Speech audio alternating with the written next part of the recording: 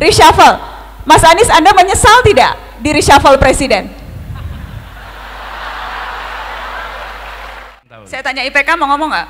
Oh, kalau gini, yang penting IPK-nya cukup untuk gini. Anda dulu kuliah berapa lama, Mas Anies? Oh, zaman dulu 12. 12 semester, 6 tahun jadi. Saya sebentar. Anies adalah gubernur akal, Ahok ada gubernur mulut.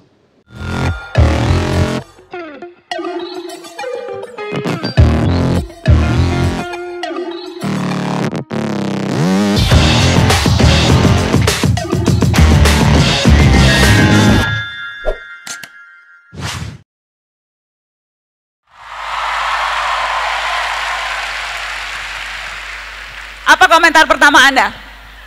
Alumni UGM yang berani masuk UI. Ternyata UI luar biasa ya. Mas Anies, saya mau minta Anda untuk kembali ke masa lalu. Kembali ke masa awal, hari-hari pertama Anda menjadi mahasiswa. Apa yang waktu itu Anda pikirkan? Dan apakah ada penyesalan? Apa yang tidak dilakukan atau justru dilakukan yang membuat Anda akan berpikir ulang hari-hari awal menjadi mahasiswa? Pertanyaan Nana itu selalu sulit. Coba bayangkan, membayangkan saya mahasiswa di hari-hari pertama. Waktu itu ketika masuk mahasiswa belum ada orientasi. Yang ada adalah penataran P4. Ya waktu itu ya kita. Nana eranya masih sama kan? Enggak, saya sudah seangkatan dengan ini, Mas. Jangan ngajak-ngajak orang tua, jangan ngajak-ngajak yang muda. Ngajak-ngajak sih. Jadi kita waktu itu penataran P4. Tapi teman-teman semua, kalau saya refleksi ya, apa yang dulu barangkali harusnya saya kerjakan? Mungkin ya, kalau dulu saya kembali kuliah atau sekarang kembali kuliah, mungkin saya akan membayangkan berapa lama saya akan kuliah. Mungkin saya membayangkan apa saja yang saya harus kerjakan. Karena sering sekali ketika sudah kuliah, sudah tahun ketiga, tahun keempat, menengok ke belakang, waktu berjalan begitu cepat. Hari ini Anda masuk semester 1, rasanya masih panjang perjalanan. Tahu-tahu semester 2, 3, 4, 5, gak tahu lagi sebentar lagi udah mau selesai. Begitu selesai kuliah, kesempatan pengembangan diri tidak lagi sebesar ketika Anda kuliah. Karena itu rasanya kalau merefleksi lagi ke belakang, bikin roadmap selama kuliah mau apa, mau mendapatkan apa selama kuliah. Kalau bicara nilai sudah jelas, SKS sudah jelas, yang perlu dipikirkan adalah yang di luar itu. Karena kalau untuk rute pelajaran sudah ada jelas ininya, rutenya. Tapi pengembangan diri, saya percaya Nana bahwa kuliah itu bukan saja aktif di ruang kelas, tapi juga aktif di luar kelas. Jangan jadi aktivis di luar kelas saja tapi pasifis dalam kelas. Harus bisa dua-duanya. Karena ini pengembangan diri yang tidak bisa diulang. Nah, karena itu kalau membayangkan tahun pertama semester 1 Anda buat roadmap selama 8 semester ke depan atau 10 semester, tapi jangan berencana 12 semester. Anda dulu kuliah berapa lama, Mas Anies? Oh, zaman dulu 12. 12 semester, 6 tahun jadi? Saya sebentar, dulu 6 tahun betul? 6 tahun ya? 6 tahun. Saya tanya IPK, mau ngomong nggak? Oh, kalau gini, yang penting IPK-nya cukup untuk gini, bentar. Nih tanda-tanda sudah mau ngeles nih kebaca. Gimana, Mas? Saya baru mau bilang, IP Anda, nanti IP Anda harus targetkan sekarang. Dan IP minimalnya, berapa IP minimalnya harusnya? Karena saya dulu pakai IP minimal. Apa IP minimalnya? Gimana cara menentukan IP minimal? Kalau menurut adik-adik berapa IP minimal sekarang? 3. Kenapa enggak 3,5? Kenapa enggak 3,25? Kenapa enggak 3,1? Kenapa enggak 3,2? Jangan random menentukannya. Jadi ukurannya? Ukurannya dulu, saya lihat kalau dulu saya pakai begini. Lama kuliah bisa disesuaikan, tapi IP-nya harus di atas syarat beasiswa Fulbright. Harus di atas syarat minimal karena beasiswa. Waktu itu, nah, jadi Anda tentukan beasiswa apa yang Anda mau targetkan sesudah lulus. IP Anda harus di atas itu. Karena kalau IP-nya di bawah itu, Anda tidak bisa meneruskan lagi. Kalau lama kuliah tak selalu jadi pertanyaan. tapi IP minimal jadi pertanyaan. Karena itu saya pernah bilang di acaranya Mata Najwa waktu itu. Ya, nah ingat ya waktu itu. Saya sempat katakan begini. Your high GPA will get you a job interview, but it's your leadership that get you the future. Jadi IP yang tinggi mengantarkan Anda ke panggilan wawancara. Tapi kalau terus ada yang nge-tweet, berarti IP-nya nggak harus tinggi ya gitu. Sebentar, kalau IP-nya nggak harus tinggi, dipanggil wawancara pun tidak gitu. Jadi jangan membayangkan, oh berarti IP-nya bukan. IP-nya tinggi, tingginya berapa? Di atas beasiswa S2. Jadi dulu saya pakainya standar itu. Nah dengan cara begitu, tiap waktu berubah. Standar beasiswa itu 20 tahun lalu dan sekarang berubah. Karenanya Anda lihat sekarang, beasiswa apa yang mau Anda ambil, lalu tentukan IP minimal. Rancang rencana kuliah. Bukan rencana mengambil mata kuliahnya, tapi mengambil kegiatan selama kuliah. Dan pengembangan diri itu leadership, entrepreneurial skill, kemudian kemampuan negosiasi, kemampuan persuasi, semua ditumbuhkan ketika masa kuliah. Jadi ini kesempatan yang luar biasa, apalagi Anda beruntung. Beruntung kenapa? Anda kuliah di UI. Di UI ini artinya apa? Peluang untuk melakukan interaksi dengan pengambil kebijakan, figur-figur paling berhasil di Republik ini terbuka luas. Kesempatan yang tidak dimiliki oleh mahasiswa-mahasiswa lain yang kuliahnya bukan di UI. Anda tak boleh sia-siakan kesempatan ini. Anda harus manfaatkan ini. Mas Anies, saya ingin refleksi. Saya ingin tanya soal reshuffle, Mas Anies. Tidak apa-apa kan saya tanya itu? Boleh, boleh tanya apa aja. Boleh tanya apa aja. Ini enaknya bicara dengan Mas Anies, apa aja, apalagi kita di lingkungan mahasiswa. Reshuffle, Mas Anies, Anda menyesal tidak di reshuffle presiden?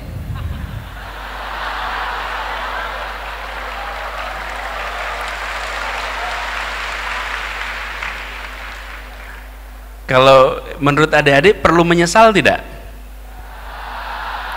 Tidak katanya. Gini, menyesal atau tidak itu soal rasa. Rasa itu bisa dikelola. Tapi saya melihat begini, kita bisa berbuat untuk Indonesia di mana saja. Dan ini dikatakan jauh sebelum saya berada di pemerintahan. Belum di pemerintahan kita sudah ikut berbuat untuk Indonesia. Dalam pemerintahan kita berbuat untuk Indonesia. Saat dicukupkan berada di pemerintahan, kita pun akan terus bekerja untuk Indonesia. Saya rasa tempat boleh gonta-ganti, tapi peran dan dampak harus terus-menerus berarti buat masyarakat. Jadi, nah, soal karena begini, dan banyak yang tanya kenapa di reshuffle. Saya bilang saya juga nggak tahu. Saya juga nggak tahu, betul-betul saya nggak tahu, dan saya tidak tanya. Tidak tertarik mencari tahu? Enggak, bukan nggak mencari tahu. Gini, saya tidak tanya, kenapa? Karena saya rasa kita sedang bernegara. Saat itu saya ketika berdiskusi ada Pak Presiden, Wakil Presiden, Bapak menteri-menteri yang lain. Saya hadir sebagai menteri, beliau sebagai presiden. Kami semua membawa simbol-simbol negara. Ketika presiden mengatakan bahwa presiden memutuskan A, B, C, maka saya sebagai menterinya akan mengatakan saya jalani A, B, C. Ini simbol negara. Mari kita lebih sering bernegara, bukan berpolitik terus-menerus. Ini yang menurut saya harus kita kembalikan. Jadi saya katakan saya sedang bernegara, dan bila tugas saya dicukupkan, nggak apa-apa. Saya akan, bahkan waktu itu saya sampaikan kepada Presiden, Pak Presiden, ini beberapa catatan yang sudah dikerjakan, dan ini rencana APBN kependidikan tahun 2017 untuk penerusnya nanti. Jadi saya malah merasa kita semua, ini saya share di sini buat adik-adik semua, kita jangan terlalu mengejar peran, tapi mengejarlah kekuatan pada aktornya. Adik-adik semua di sini panitia itu, panitia A, B, C, kegiatan A, B, C, jangan ngejar peran. Ada orang yang ketika dia, ini saya ngutip Stanislavski ini, Konstantin Stanislavski, seorang dramawan dari Rusia. Dia mengatakan kekuatan dalam drama itu ditentukan bukan oleh peran, tapi oleh aktor. Peran, ada orang yang diberi peran menjadi raja, dengan segala macam pernik-perniknya dia mempesona. Tapi begitu dia diganti perannya menjadi hamba sahaya, mendadak dia tak lagi mempesona. Berarti kekuatannya ada pada peran. Tapi ada orang-orang yang dijadikan raja bagus, dijadikan penjaga baik, bahkan bermain sebagai hamba sahaya pun mempesona. Nah, saya ingin bisa menjadi seperti itu. Perannya boleh gonta-ganti, tapi di tempat manapun bisa memberikan makna untuk semuanya. Tapi saya boleh tanya nggak, Nana? Gini, kalau Nana sendiri apa yang Nana rasakan? Balik? Gantian ya. Boleh ya saya tanya Nana ya? Boleh. Kalau tanyanya ke panitia dong, Mas Anies. Enggak, ini kan demokratis itu. Tanya sama semuanya. Kalau Nana, apa yang Nana paling rasakan unik ketika masa kuliah? Tadi datangnya telat sih, saya tadi udah bikin surat panjang banget untuk adik-adik mahasiswa. Oh, sorry. Gak apa-apa. Yang saya rasakan paling unik, sama seperti Mas Anies tadi bilang, kesempatan untuk bertemu begitu banyak orang. Saya waktu di kampus aktif di organisasi yang namanya ALSA, Asian Law Student Association. Sampai sekarang masih ada rekomendasi untuk anak-anak Fakultas Hukum yang nanti akan memilih tempat untuk beraktivitas. Di situ networking saya bukan hanya teman-teman dari kampus di Indonesia, tapi bahkan se-ASEAN di luar negeri. Dan sampai sekarang Mas Anies, sampai kemarin ketika ada berbagai organisasi internasional menyelenggarakan acara di Jakarta, teman-teman saya ketika itu yang sekarang sudah menjadi pengacara, ada yang sudah jadi hakim tinggi, ada yang sudah jadi menteri juga. Itu teman-teman yang saya dapatkan ketika saya di kampus, tergabung di ALSA, sama-sama masih jadi mahasiswa, dan sekarang sudah berada di perannya masing-masing di berbagai negara. Jadi itu satu hal yang sampai sekarang pun di profesi saya masih terpakai. Teman-teman yang saya dapatkan di kampus, yang kemudian sekarang menjadi, karena wartawan itu yang paling mahal adik-adik jejaringnya.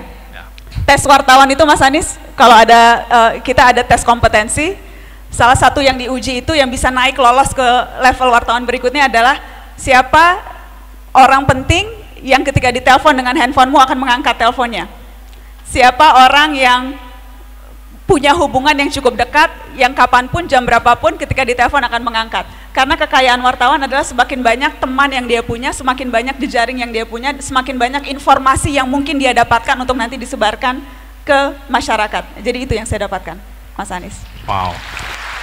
Dan ini terusin dikit ya. Nah, ini adik-adik semua jangan pernah menganggap sederhana orang yang duduk di kanan kiri Anda sekarang. Jadi yang sekarang ada itu, Anda harus kenal. Jangan hanya kebetulan duduk sebelahan. Dan harus jadi kenal dalam artian yang sebenarnya. Teman kuliah begitu. Mungkin ya, adik-adik, teman yang Anda selama kuliah itu nggak menganggap hebat, 10 tahun lagi saat ketemu mereka bisa jadi somebody. Dan saya sering sekali ketemu teman-teman yang bercerita begini, Nis, aku nyesel sekali dulu ketika kuliah nggak aktif dan sekarang sudah nggak bisa mengulang. Jadi memang yang namanya penyesalan itu tidak datang hari ini, penyesalan itu datangnya besok. Sama hikmah juga begitu, hikmah itu nggak datang kemarin, hikmah itu selalu datangnya besok. Ini ada curhatnya nih kayaknya. Oh gitu ya. Insya Allah ada hikmahnya. Kode gitu ya. curhat. Jadi teman-teman semua, hikmah dari kegiatan itu. Tapi ini terkait kadang-kadang kita nggak mau repot. Kenapa sih kok harus capek-capek ikut organisasi, santai-santai, energinya habis dari semua. Sering sekali orang tua kita pun bilang begitu. Udah kuliah aja, jangan yang lain-lain. Sering nggak dengar gitu? Udah nggak usah aneh-aneh, pokoknya kuliah aja. Adik-adik semua, dalam hidup tidak bisa kita memainkan hanya satu peran, nggak bisa. Dalam hidup nggak bisa. Dalam kenyataannya kita pasti banyak peran. Saya misalnya sebagai orang tua, saya sebagai anak, saya sebagai warga masyarakat, saya di yayasan A, yayasan B, macam-macam tuh. kegiatan itu semua tidak bisa dihilangkan. Nggak bisa saya bilang sama anak-anak, hari ini saya tidak mau jadi orang tua dulu, nggak bisa. 24 jam nggak bisa. Dan Anda mahasiswa itu kesempatan latihan. Jadi kesempatan untuk multitasking itu justru sekarang. Jadi nambahin apa yang kata Anda, menjadi tumbuh jaringan, tumbuh pengalaman yang itu luar biasa nilainya.